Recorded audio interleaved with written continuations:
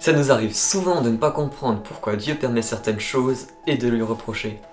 Pourtant, c'est Dieu qui nous aime, il veut notre bonheur, il gère chaque instant de notre vie, il nous a désirés, il nous a créés afin de répondre à son plan parfait de nous rendre tous saints. Et en fait, en l'accusant, on fait un véritable fossé entre lui et nous, et alors on n'est plus capable de voir ce qu'il a à nous proposer.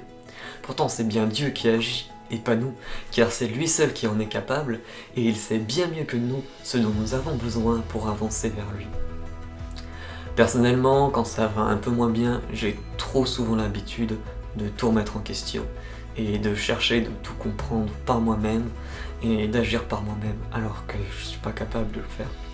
Et un moment où je suis vraiment au bout, et on se raccroche à l'essentiel, et à ce moment-là, Dieu nous permet de comprendre. Et au-delà de ça, il nous montre vraiment ce qu'on a à changer notre vie. Et à ce moment-là, c'est vraiment le renouvellement de la promesse qu'il nous a fait. De nous dire, je suis toujours avec toi, et à chaque instant dans ta vie, je veux pour toi un projet de bonheur, même quand ça paraît compliqué. Mais on est tellement limité avec notre vue humaine qu'on a du mal à le comprendre et à lui faire confiance. C'est pour ça qu'il faut vraiment laisser nos émotions et nos sentiments de côté et pas se laisser dicter par eux, en fait.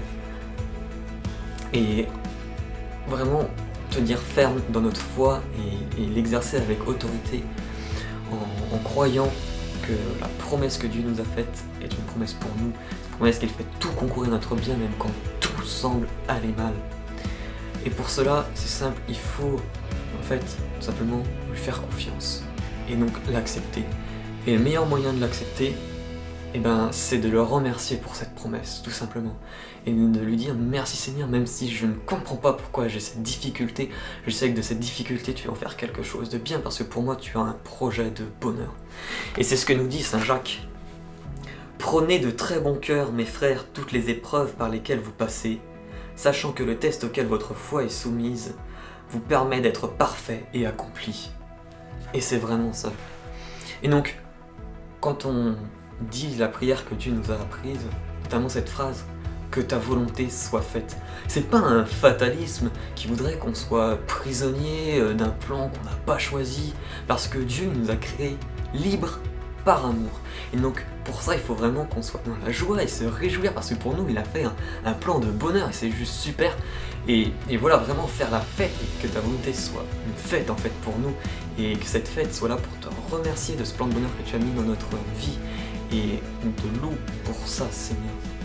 Alors oui Père, aujourd'hui nous voulons vraiment te rendre grâce pour ce plan de bonheur que tu as mis sur la vie de chacun d'entre nous, parce que tu nous as créés par amour afin que nous soyons heureux.